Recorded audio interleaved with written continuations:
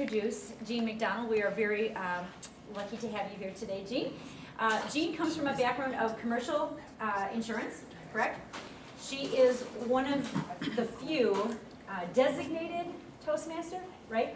Distinguished. Distinguished Toastmaster. You'll have to tell us what that means, because only, how many people have that? About 13,000 13. in the world. That's fantastic. She wrote the book, Get Up, Get Dressed, and Get Out the Door, and apparently we're all on the right track because we are here. It is a motivational book talking about how you can take your business to the next level. 95% of success is attitude, according to Jean. Is that right? 95 or 96%? How do you come up with that number anyway? I'll let you tell us. Anyway. 80% of sales. Just takes it to the next So level. we'd like to welcome Jean MacDonald. She's going to talk to us about her book, and take it away, Jean. Thanks. Thank you. Thanks. Thank you so much for having me this morning. You know, meeting once is great. Meeting twice is nice. Building relationships is priceless. So how many here have had a cup of coffee with somebody else here in the room? And more than once? 3 times. And what have you learned from these people by having coffee the 3rd time? Fred drinks a lot You of got put on coffee. the bathroom. I learned a lot about a lot of people. Okay, so have you learned about them personally? What their families do, who their husband is or their wife is? Do you know what sports they're involved in? Have you peeled the onion back that far to get that kind of For a short information? period of time, a little difficult to do that at this point in time. But if you meet somebody once, twice, 3 times, 4 times, that could bring that information forward that could help you help somebody else. Interesting story. About 2 years ago, being involved with Mary Kay Cosmetics, I met a gal who was a wedding planner, an extraordinary wedding planner in this Illinois area. Works with the Chicago Bears and all different types of political people. We started to work together and know that we could help each other. We met again, we helped each other in different scenarios. And then we met for the 3rd time and I said, so tell me, Denise, a little bit about what your husband does. You know, we haven't discussed your family at all. She said, oh, my husband's the international HR director for Kraft Foods. Bingo, I had been trying to get in Kraft Foods for about 5 years. She introduced me to him. I got involved with a diversity director. I got introduced to the president of the women's leadership team, was able to do some training for them, and then did a telebridge for 1,800 women moving up the ladder. That's networking. It's business development. My book talks about how you get back to the basics of business to find out exactly what you want. Where do you want to be? We're here in this group, you know, in this room. I happened to meet Christine with this awesome cake product. Last month I was at the Baltimore Natural Food Products Council. 22,000 people were there with new products, ongoing products, all natural and organic. And it was an opportunity to meet some extraordinary business owners. I said, Christine, this is a place you need to be. They meet in Anaheim, California in March. 60,000 people come. The natural food products industry is growing like weeds. Growing like weeds. So I make it a mission to listen to where people are, what they want, what you're trying to do with the nonprofits, being on a board of a nonprofit, listening to what people have to say, and talking about construction. We were talking a little earlier, and years ago, when I was a younger woman, I'll never forget getting my first job in commercial insurance. I'd made the coffee, cleaned the toilets, I'd done everything in commercial insurance business from 18 to 24, and I wanted to go out and sell commercial insurance. I'd gotten jobs where they gave me my licenses, but nobody would let me out the door. Finally, I met this man, Everett True. He was about 70 years old, owned a very successful agency. He said, come in and see me, young lady. So I went in and they said, sit down. He said, you want to sell insurance? And he looked me in the face. He said, I'll give you $300 a week, and you've got 3 months to make it. I went, oh my gosh. He said, get out a piece of paper. I got out a piece of paper. He said, there's 2 keys to success. I'm thinking, oh my gosh. He said, do you see the diamonds on the ground? I'm thinking, oh my gosh, this guy's nuts. But I knew the success he had. So he must have something there that made sense. He said, the diamonds, they're on the ground, and very few people ever pick them up. They're building the relationship strong. They're follow-up. They're all the things, the customer service. But how many people really do that? He said, when you get out there, you get your knees bloody, and you do it well, that second key to success will show up. And he said, that's passing it on. And you know, all these years I've gotten my knees bloody. Now it's time. I met with a young man yesterday. He's in the financial business, and he's not sure what to do with it. My passing it on is giving some tools and help to show him how to get his knees bloody. So I told him that story because it was relative.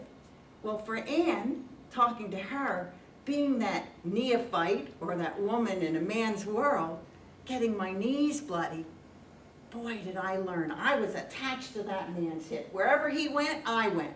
I learned from him, and I got up, I got dressed, I got out the door, and it kept going, and I kept going. And I fell down. Oh my gosh, we all do. But what I learned was unbelievable. And today, I see myself passing it on. So what are you doing out there in business? We're looking for business. We're looking for business. Everybody wants business. They want that success. But how many people have you helped yesterday? What did you do to help somebody else? And if we think of that every day, like you were talking about, how many people you want to touch. Oh my gosh, that's passing it on. That's making it happen. That's showing that this nonprofit can be the world's best. How exciting. Behind that camera. Oh, you're out in the forefront, believe me. Shh. So what are you doing? My book goes back to the basics of getting out of a slump. Have we ever been in a slump? Of course. Everybody gets in a slump. I don't care how well you do in business, but it's how you recover. It's how you come back, and you're better at what you've messed up before. You're either going to be in a slump, you're in one, or you're coming out of one. But how are you recovering? How fast? Yesterday I was in a slump. In the afternoon, it seemed like everything I touched was hitting me in the face. What did I do? I called one of my happy faces. Do you have 5 happy faces that are friends? People that love, trust you? Maybe it's a good client that thinks the world of you and could ring your praises. What are you doing to get out of those slumps, to recover? First of all, you need to stop. Put it away. Go have a cup of coffee somewhere. Do something other than business. Recover first before you just keep going. People think just keeping going will make it better. Go exercise, play golf. Do something that changes the picture so the next time you can get out there and wow, and do something great. So by the time I spoke to this person in the afternoon, I said to her, oh my gosh, the day's been kind of crazy. She said, well, what are you going to do? What's going to change? I said, I'm not sure. What can I do to help? So I gave her some scenarios. She said, oh, sure, let me go on my Rolodex. Let's think of this, let's think of that. By the end of that conversation, I felt like I was on top of the world. Knowing that I was coming here changed the picture. She said, what are you doing tomorrow? I said, I'm speaking in the morning. She said, really? She said, why don't you take that and change your attitude? Sometimes you just need somebody to step up and say, what are you doing different? That's part of my book. Attitude. What's your attitude always? Toastmasters. Oh my gosh, the best kept secret. I've talked to a couple people here that are in Toastmasters. I got involved with Toastmasters 18 years ago.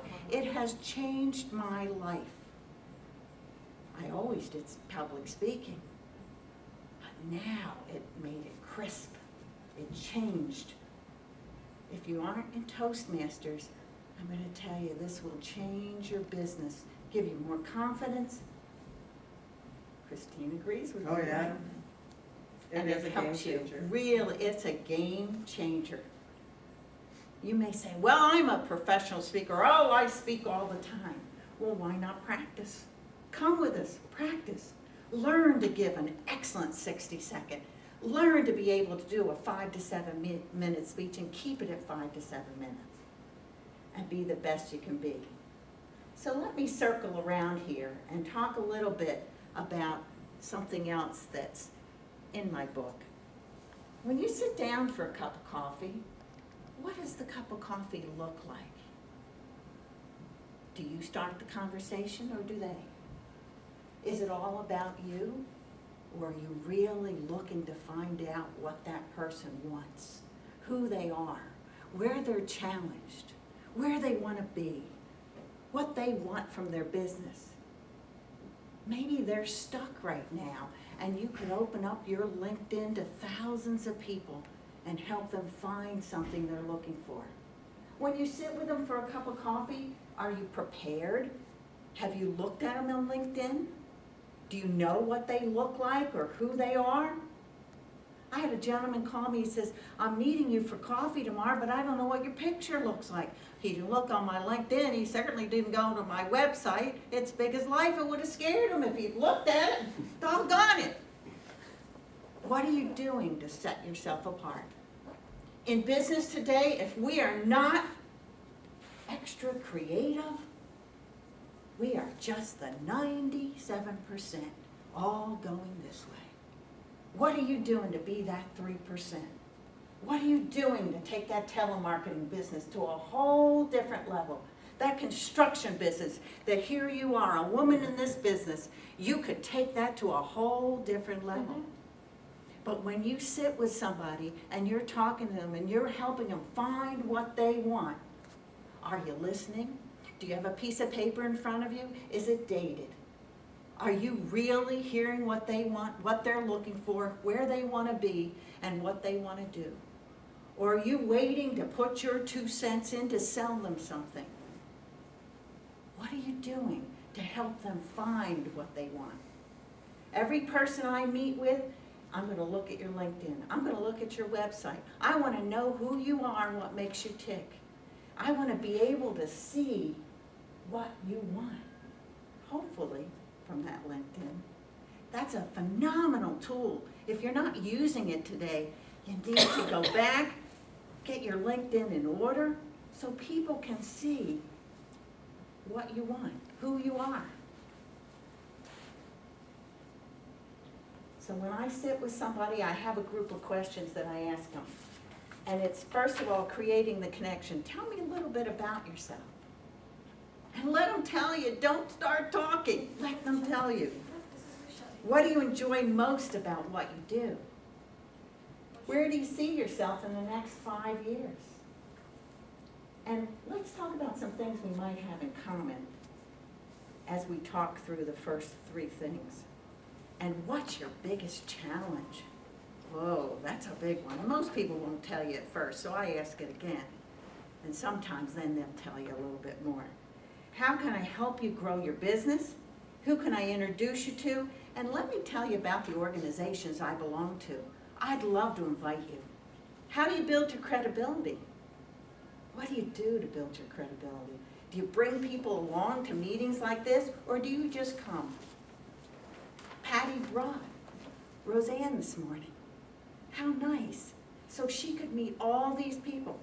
I'm going to tell you about a fabulous Toastmasters group for people in transition in Arlington Heights. It could be a great place for you to be.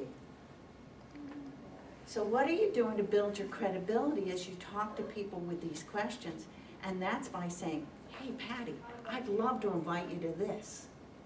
You take her along. Now you have her meet 30 other people in the room. How extraordinary is that? Does that set you apart? Or do you go yourself just looking for business? So these are things that I've brought up in my book, along with looking at your attitude, looking at your organization. I have a couple coaches that have put a couple chapters, but at the end of each chapter, there's a thought or a question. And it's all about you and what you're looking for. And maybe taking that thought and question to help you develop even further. So I always like to say, the vision of today is the abundance of tomorrow. What's your vision? Thanks, Patty. Thank you very much.